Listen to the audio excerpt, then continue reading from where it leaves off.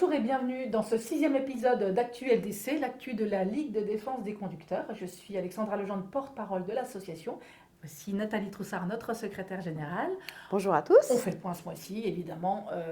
L'actu, c'est les municipales, les élections municipales, et puis surtout l'enquête qu'on a menée auprès de vous, nos sympathisants, pour savoir un petit peu ce qu'ils attendaient de la part des candidats à la mairie de chez eux en matière de politique de mobilité, d'accès au centre-ville, de stationnement, etc. On vous en a déjà parlé un petit peu le mois dernier, mais ce qu'on a envie de vous dire aujourd'hui, c'est que vous pouvez faire passer le message à vos candidats. Nathalie, je te laisse expliquer. Bah oui, on a mis en place un outil qui est très simple d'utilisation. Vous habitez par exemple la ville de Nancy, vous saisissez le nom de votre ville et là vous voyez l'intégralité des réponses du sondage. Alors je rappelle, vous êtes plus de 30 000 votants, donc c'est déjà très important. Toutes les villes sont concernées, de toutes les tailles différentes, y compris les petites communes jusqu'aux grandes métropoles. Donc tout le monde est concerné. Ce qu'on vous invite à faire effectivement, c'est à saisir les informations de votre commune et donc à pouvoir voir les résultats du sondage et les adresser à vos candidats. Ça peut être extrêmement intéressant que vos candidats prennent la mesure de l'importance pour vous de l'accessibilité au centre-ville avec votre voiture. Voilà, absolument. Donc, ce qu'on vous invite à faire, c'est vous connecter sur le site de la Ligue, www.liguedesconducteurs.org. Vous retrouvez le sujet sur les municipales. Et dans ce sujet, vous aurez un lien vers le moteur de recherche qui vous permettra de chercher votre ville. Et puis, évidemment, comme tu viens de le dire, de le transférer à votre candidat. Voilà, bon, tout ça est gratuit, évidemment. Évidemment, bien sûr. Deuxième sujet. Ouais, une exclue encore de la Ligue de défense des conducteurs, un sujet qu'on a ressorti, une étude publique du CEREMA sur l'efficacité des radars. Alors le CEREMA, vous le savez, c'est un organisme gouvernemental qui est dédié à la sécurité routière. Et dernièrement, c'est-à-dire en décembre 2025, il y a eu un rapport qui est paru par cet organisme et qui va relancer la discussion sur les radars automatiques et notamment sur leur efficacité. C'est vrai qu'aujourd'hui, on a tendance à dire que le conducteur devient un peu la vache à lait de l'État. Hein.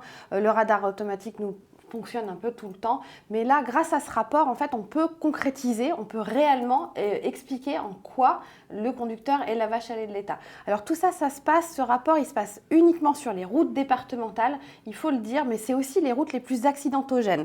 Et puis, les chiffres qui sont publiés, ils invitent vraiment à se poser la question sur le rôle des radars, Alexandra. Voilà, c'est un positionnement que vous connaissez à la Ligue de défense des conducteurs.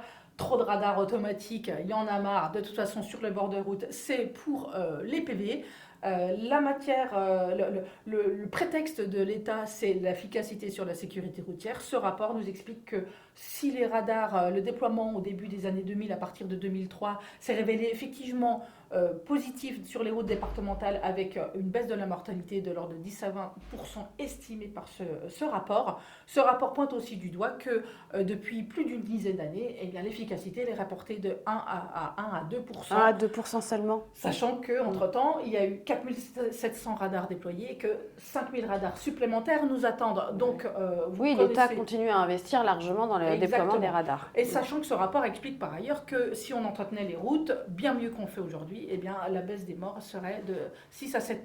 Donc il y a d'autres politiques à mettre en place que la répression automatisée. Mais ça ne rapporte pas. Bien sûr, et donc ça nous a donné l'envie de remettre au goût du jour une nouvelle pétition. Stop au radar, signez-la, vous êtes déjà 70 000 à l'avoir signée. Vraiment la politique de sécurité routière par la répression automatisée, voilà, vraiment la rediscuter très sérieusement. Très bien. Alors cette pétition, vous la retrouvez en ligne directement sur notre site internet. Et puis vous savez, les outils comme les pétitions, pour nous, ça nous sert, c'est très très important parce qu'en fait, ça nous permet d'aller voir les hommes politiques et de dire, voilà, vous êtes extrêmement nombreux à avoir pris la parole sur le sujet. Donc surtout, signez et faites circuler cette pétition. Autre sujet très important qui concerne la Ligue de défense des conducteurs et des combats qu'on mène depuis déjà très longtemps, c'est le 80 km/h. Exactement, vous le savez, on suit attentivement le rehaussement des vitesses dans les départements. Notre observatoire national fait le point très régulièrement sur tous ces départements qui repassent à 90 km/h. Et puis en ce début d'année, nous avons l'Eure qui est un département qui a rehaussé tout son réseau départemental à 90 km/h. Comme on le fait à chaque fois, on contacte le président du conseil départemental, on lui demande ses motivations. Donc on vous invite à retrouver là aussi sur notre site l'entretien qu'on a eu avec Alexandre Assaer, qui est le président du conseil départemental de l'Eure, et qui nous explique pourquoi il a souhaité remonter la vitesse. Un des premiers arguments, c'est que selon lui, une mesure injuste et inefficace mérite qu'on la reconsidère. Donc voilà, on vous invite, bien sûr, il a d'autres arguments, mais celui-ci, il est quand même assez fondamental. Et puis c'est un élu de terrain, il connaît bien son territoire. Bien sûr. Donc c'est à eux de jouer. Très bien. Un sujet aussi qui est très important pour nous, vous le savez, on travaille avec les élus de terrain, on vient de le dire, et dans ce cadre-là, nos obligations nous imposent de déclarer à la haute autorité de la transparence pour la vie publique toutes les actions que nous menons auprès des élus. Eh bien, c'est chose faite. Vous pouvez retrouver la liste de toutes les actions 2025 sur le site du gouvernement qui s'appelle Agora. Et je vous invite à aller les consulter, comme ça vous verrez tout notre travail. Voilà. La transparence à la Ligue de défense des conducteurs, c'est aussi une spécificité et on se fait fort de tout vous dire sur ce qu'on fait au quotidien. Un autre sujet. Un grand sujet pour nous, ActiveRoute, vous le savez, ActiveRoute, c'est le sujet du moment puisqu'on se démène. Et ça y est, enfin, on a le plaisir de vous annoncer que les applications sont enfin sur les stores. Donc, à vous de jouer.